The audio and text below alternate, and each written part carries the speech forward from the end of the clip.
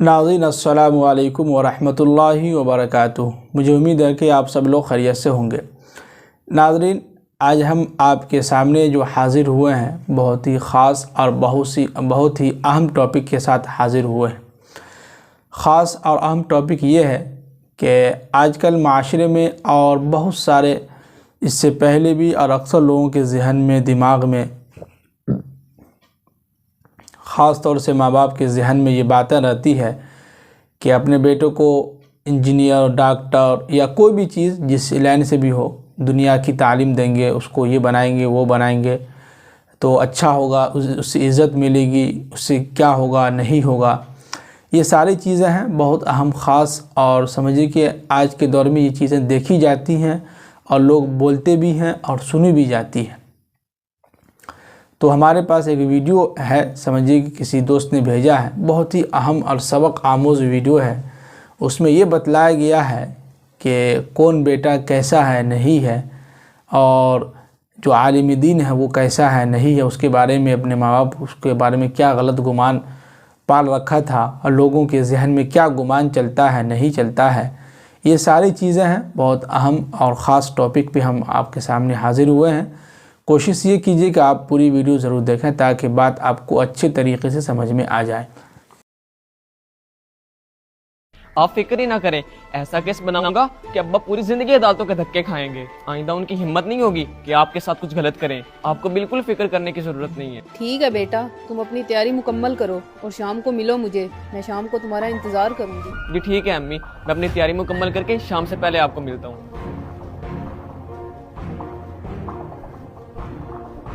बेटा, मैंने तुमसे एक ज़रूरी बात करनी है। जी जी अम्मी बोलें, क्या बात है? बेटा, काफ़ी दिनों से तुम्हारे अब्बा मुझे बहुत परेशान करते हैं और बात बात पर गुस्सा करते रहते हैं। मैं अब तंग आ गई हूँ, मुझसे मजीद बर्दाश्त नहीं होता। बस इतनी सी बात है अम्मी जान, आप फिक्र ही ना करें, एक इंजेक्शन की मार है अब्बा हुजूर। क्या मतलब बेटा, मैं कुछ समझी नहीं। अम्मी जान, ऐसा इंजेक्शन लगाऊंगा कि ये बुढ़ा तड़प तड़प के मरेगा। आपको तंग करने की हिम्मत कैसे हुई उनकी? ये मेरा शेर बेटा, इसीलिए तो बुलाया था मैंने तुम्हें। अम्मी जान, मुझे बस थोड़ा सा वक्त दें, इनका मैं बंदोबस्त कर लेता हूँ। ठीक है बेटा, तुम अपनी तैयारी मुकम्मल करके शाम से पहले मिलो मुझे। ठीक है अम्मी जान।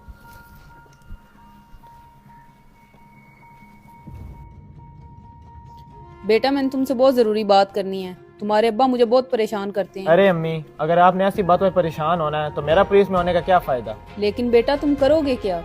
मैं उसे किसी भी झूठे केस में ऐसा अंदर करूंगा कि सारी जिंदगी बाहर निकलने के लिए पछताता रहेगा। बेटा, क्या तुम वाकई मेरे लिए ऐसा करोगे? जी अम्मी जान, आप परेशान क्यों होती हैं? आपका बेटा भी जिंदा है। बहुत अच्छे बेटा, मुझे तुमसे यही उम्मीद थी।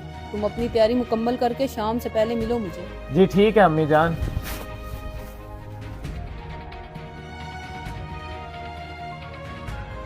बेटों, मैंने तुम सब के जिम्मे एक काम लगाया था, क्या तुम तैयार हो? जी अम्मी, मैं इंजेक्शन तैयार करके ले आया हूँ, बस आप हुक्म करें।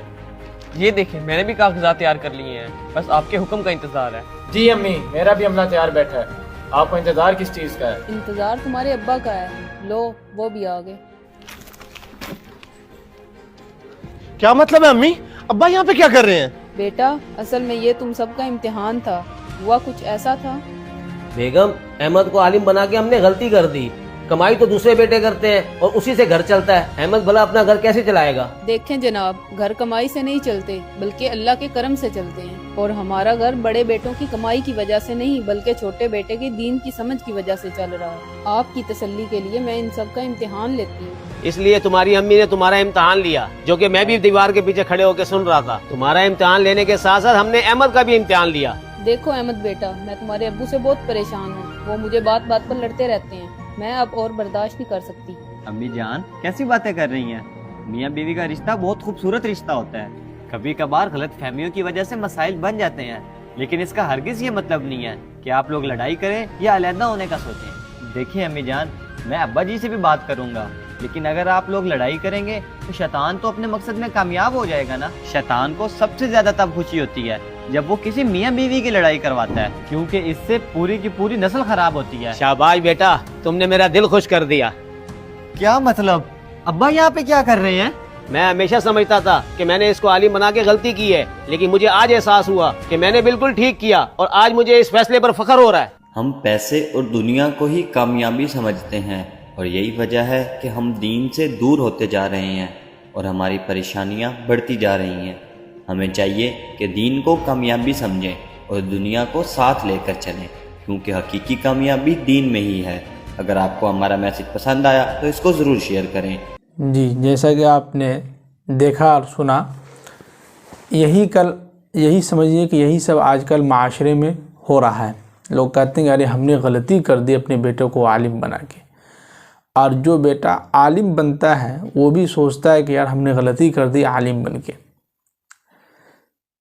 دیکھیے، ایک چیز ہے کہ دنیا کے اندر اللہ تعالی ہر اس شخص کو کھانا کھلا رہا ہے، پلا رہا ہے۔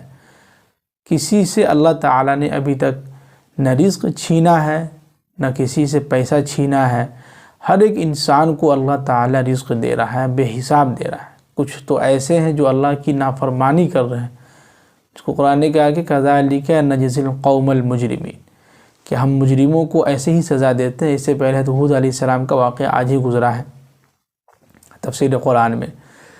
تو ہوتا ہے دنیا کے اندر، ہم نے دیکھا، اور ہمارا بھی زیادہ تو نہیں، بہت کم تجربہ رہا، بھی عمر بہت کم ہے، لیکن اس 3-4 سال کی امامت میں اور شادی کے بعد جو تجربہ اور جو یہ رہا ہے، بہت کچھ سیکھنے کو ملا ہے۔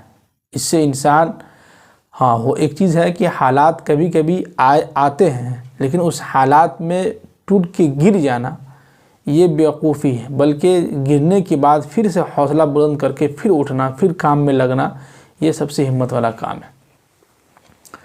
تو ہم نے بھی دیکھا ہے بہت سارے لوگ ایسے ہیں جو بہت نافرمانی کر رہے ہیں اللہ کے، بہت نافرمانی، کہیں مسجد کا منہ دیکھنے کے لیے بھی نہیں آتا ہے، پیسے ہے تو عیاشی ہے، یہ ہے وہ ہے، خوب ہے، لیکن اللہ نے ان سے جو ہے دین کی سمجھ،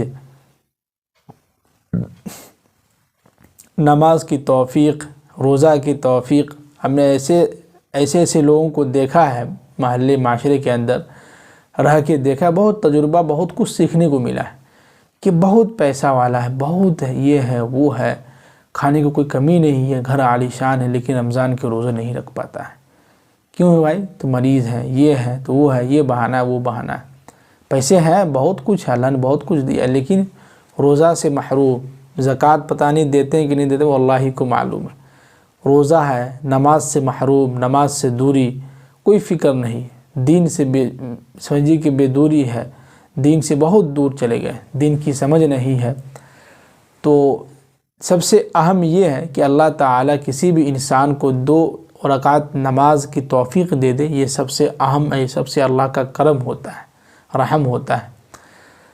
تو اللہ کا شکر ہے کہ اتنے بھی عالم دین ہم نے دیکھا ہے جو واقعی میں عالم دین ہے، جن کا ایمان پختہ ہے، یقین ہے اللہ پر، ایسے عالم دین کو ہم نے دیکھا کبھی بھوکا نہیں رہا اور نہ کبھی پریشان ہوتے ہیں۔ اور اس میں پریشان ہونے والی بات ہی کیا ہے؟ ہر انسان کے مقدر میں جتنا رزق لکھا ہے اتنا ملے گا، اور جس کے پاس ہے کیا اس کو موت نہیں آئے گی؟ اس کو بھی موت آئے گی، وہ بھی چند دن کی مہمانہ، چند دن کی زندگی ہے، وہ بھی ختم، سب ختم۔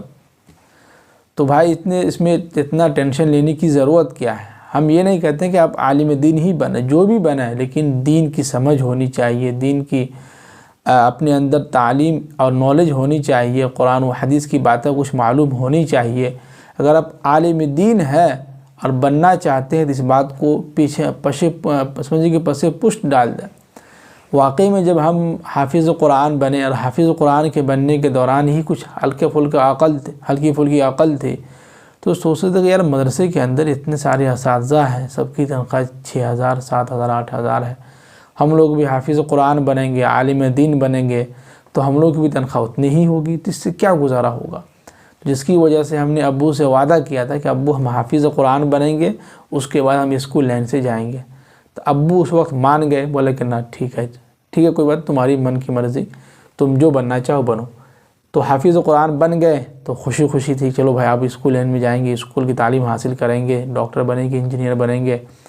ایک بات ہے کہ دیکھیے میرے دل کے اندر جو خواہش تھی، اور جو ابھی تک تو نہیں ہے لیکن اس وقت جو خواہش بچپن سے ہی ابھر رہی تھی، وہ یہ کہ ایکٹر بننے کا، فلم کا ہیرو یا ایکٹر بننے کا، یہ بننے کا بہت شوق تھا ہم کو، اور ابھی بھی شوق ہے، لیکن اللہ نے دیکھی کہاں سے کہاں اٹھا کے ہم کو لا کے رکھ دیا.